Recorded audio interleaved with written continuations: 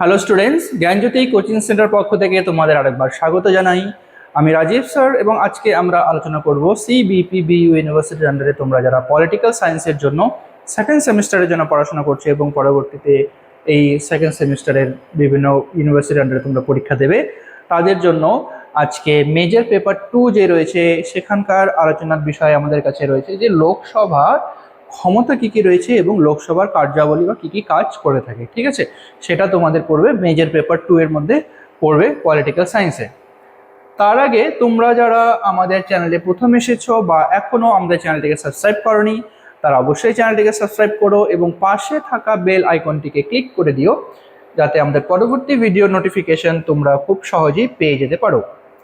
এছাড়া তোমরা যারা অনলাইনে আমাদের সাথে যুক্ত হতে চাও এবং আমাদের থেকে কোর্স পারচেস করতে চাও, তারা স্ক্রিনে যেই দুটো ফোন নাম্বার তোমরা দেখতে পাচ্ছ, এই নাম্বারে আমাদের সাথে সরাসরি যোগাযোগ করে নিতে পারবে। অনলাইনে যে সমস্ত সুযোগ সুবিধাগুলো আমরা তোমাদের জন্য রেখেছি, তোমরা আমাদের এখানে পেয়ে যাবে live classes, recorded classes, high quality notes এবং 100% কমন সাজেশন। মেজর স্টুডেন্টদের জন্য পুরো সেমিস্টারের কোর্স ফ্রি, সমস্ত সাবজেক্টের জন্য আমরা রেখেছি তোমাদের জন্য শুধুমাত্র 1199 এবং মাইনর স্টুডেন্টদের জন্য পুরো সেমিস্টারের কোর্স ফ্রি, সমস্ত সাবজেক্টে রাখা হয়েছে শুধুমাত্র 699। এছাড়া গুগল প্লে স্টোরে আমাদের একটা অ্যাপ্লিকেশন রয়েছে, যেই অ্যাপ্লিকেশনটার নাম হলো পিস্টিকল এডুকেশন। তো এই অ্যাপ্লিকেশনটা ডাউনলোড করে তোমরা আমাদের সাথে যুক্ত হতে পারবে এবং এই অ্যাপ্লিকেশনের মাধ্যমে আমাদের বিভিন্ন যে কোর্সগুলো রয়েছে বিভিন্ন বিষয়ের, তো এই বিভিন্ন বিষয়ের কোর্সগুলোকে তোমরা অ্যাক্সেস নিতে পারবে। তো চলো এবার মেন টপিকে আসা যাক। দেখো, লোকসভা ক্ষমতা এবং কার্যাবলী কি কি রয়েছে। ঠিক আছে, তো লোকসভার প্রথম যে ক্ষমতাটা রয়েছে সেটা হচ্ছে আইন প্রণয়নের ক্ষেত্রে লোকসভা কি কি ক্ষমতা ভোগ করে থাকে। দেখো, যে লোকসভার প্রধান কাজ হলো আইন প্রণয়ন করা। ঠিক আছে, লোকসভার প্রথম এবং প্রধান যেই কাজটা, সেই কাজটাই কিন্তু আইন প্রণয়ন করা। ঠিক আছে, আইন তৈরি করা। সাধারণ বিল উপস্থাপন এবং অনুমোদনের জন্য লোকসভার প্রয়োজনীয় ক্ষমতা রয়েছে। সাধারণত বিলের বিষয়ে কিছু ক্ষেত্রে রাজ্যসভা অপেক্ষা লোকসভার প্রাধান্য দেখা যায়। কিছু কিছু ক্ষেত্রে যেটা হচ্ছে সাধারণ বিলের ক্ষেত্রে রাজ্যসভার তুলনায় লোকসভার যে ক্ষমতাটা, এটা এখানে কিন্তু বেশি রয়েছে। আচ্ছা, দ্বিতীয় নম্বর যে ক্ষমতাটা রয়েছে সেটা হলো অর্থ সংক্রান্ত ক্ষমতা। কি আছে? অর্থ সংক্রান্ত বিল কেবলমাত্র লোকসভাতেই উত্থাপিত হতে পারে, এটি রাজ্যসভাতে উত্থাপিত হয় না।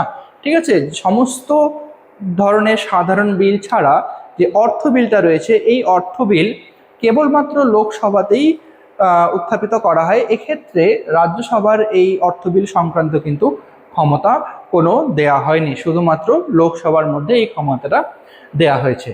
তো লোকসভায় পাশ হওয়া অর্থ বিল সম্পর্কে রাজ্যসভায় 14 দিনের মধ্যে তার মতামত জানাতে হয়। ঠিক আছে, তো শুধুমাত্র এই যে অর্থ বিলটা রয়েছে, অর্থ বিলটা পাশ করার সমস্ত ক্ষমতা রয়েছে রাজ্যসভার কাছে, লোকসভার কাছে, কিন্তু এই বিলটা রাজ্যসভার কাছে পাঠানো হয় তাদের অনুমোদনের জন্য, এবং 14 দিনের মধ্যে যদি রাজ্যসভা তাদের অনুমোদন না পাঠায় তাহলে বিলটা অটোমেটিক্যালি কিন্তু পাস হয়ে যায়। ঠিক আছে, তো এক্ষেত্রে রাজ্যসভার কাছে বিলটিকে সংশোধন করা বা বিলটিকে বাতিল করার কিন্তু কোনো ক্ষমতা তাদের কাছে থাকে না, এই পুরো ক্ষমতাটা থাকে লোকসভার কাছে। তো রাজ্যসভার কাছে শুধুমাত্র এইটুকুই থাকে ক্ষমতা যে 14 দিন পর্যন্ত তারা বিলটিকে আটকে রাখতে পারবে, কিন্তু 14 দিনের মধ্যেই তাদেরকে অনুমোদন দিতেই হবে, যদিও না দেয় তাহলে বিলটা পাস হয়ে যায়। বিলটি এই সময়ের মধ্যে ফেরত না এলে তা গৃহীত হয়েছে বলে ধরে নেওয়া হয়। ঠিক আছে, গৃহীত হয়েছে যদি তারা বিলটি 14 দিনের মধ্যে যদি ফেরত না পাঠায় লোকসভার কাছে, তাহলে লোকসভা ধরে নেবে যে বিলটি পাস হয়ে গেছে। তো সরকারের আয় ব্যয় নিয়ন্ত্রণের ক্ষেত্রেও লোকসভার দায়িত্ব লক্ষ্য করা যায়। লোকসভার অনুমোদন ছাড়া সরকার কোনো অর্থ ব্যয়, নতুন কর ধার্য অথবা পুরনো করের পুনর্বিন্যাস বা বিলোপ ঘটাতে পারে না। এখানে কিন্তু লোকসভার ক্ষমতা বা লোকসভার অনুমোদনের দরকার পড়ে থাকে। ঠিক আছে, আচ্ছা, নেক্সট রয়েছে কি মন্ত্রিসভা গঠন করা এবং সেই সভাটিকে কিভাবে নিয়ন্ত্রণ করে থাকবে, এক্ষেত্রেও লোকসভার ক্ষমতা দেয়া হয়েছে। লোকসভার সংখ্যাগরিষ্ঠ দলের সদস্যদের নিয়ে মন্ত্রিসভা গঠিত হয়ে থাকে, ঠিক আছে। লোকসভার সংখ্যাগরিষ্ঠ দলের যে সদস্যরা রয়েছে তাদেরকেই নিয়ে কিন্তু এখানকার যে মন্ত্রিসভাগুলো রয়েছে সেই মন্ত্রিসভাগুলোকে গঠন করা হয়ে থাকে। রাষ্ট্রপতি লোকসভার সংখ্যাগরিষ্ঠ দলের বা জোটের যে নেতা রয়েছে বা নেত্রী রয়েছে সেই মন্ত্রিসভা গঠনের জন্য আহ্বান করে থাকেন। সাধারণত লোকসভার সংখ্যাগরিষ্ঠ দল বা জোট থেকেই প্রধানমন্ত্রী সহ অন্যান্য মন্ত্রীদেরকে নিযুক্ত হন, ঠিক আছে। তো সংখ্যাগরিষ্ঠ দলের যতগুলো নেতা বা নেত্রী রয়েছে তাদের মধ্যেই কিন্তু প্রধানমন্ত্রী এবং বাকি যে মন্ত্রীদেরকে এই সংবিধানে বা মন্ত্রী পরিষদে কিন্তু তাদেরকে নির্বাচন করা হয়, ঠিক আছে, সংখ্যাগরিষ্ঠ দলের নেতা বা নেত্রীদের মধ্য থেকেই। আচ্ছা, তার পরবর্তী রয়েছে নির্মাণে এবং পদচ্যুতি। এখানে স্পেলিংটা একটু ভুল দেওয়া হয়েছে, এটা হবে নির্বাচন এবং পদচ্যুতির ব্যাপারে কি ক্ষমতা রয়েছে লোকসভার। তো দেখো, রাষ্ট্রপতি নির্বাচন এবং পদচ্যুতির বিষয়ে এবং উপরাষ্ট্রপতি নির্বাচনের ক্ষেত্রে লোকসভার প্রয়োজনীয় সাংবিধানিক ক্ষমতা রয়েছে, ঠিক আছে। এখানে রাষ্ট্রপতির নির্বাচন করা এবং রাষ্ট্রপতির পদচ্যুতি এবং রাষ্ট্রপতি ছাড়া উপরাষ্ট্রপতির নির্বাচন এবং পদচ্যুতির ব্যাপারে কিন্তু লোকসভার কাছে বিশেষ ক্ষমতা দেয়া হয়েছে। রাজ্যসভায় উত্থাপিত রাষ্ট্রপতির পদচ্যুতি সংক্রান্ত প্রস্তাব লোকসভার সম্মতি ছাড়া কার্যকরী হয় না। এক্ষেত্রে কিন্তু লোকসভার সম্মতি অবশ্যই প্রয়োজন, যদি লোকসভার সম্মতি না দেয় তাহলে কিন্তু সেটা কার্যকরী হবে না।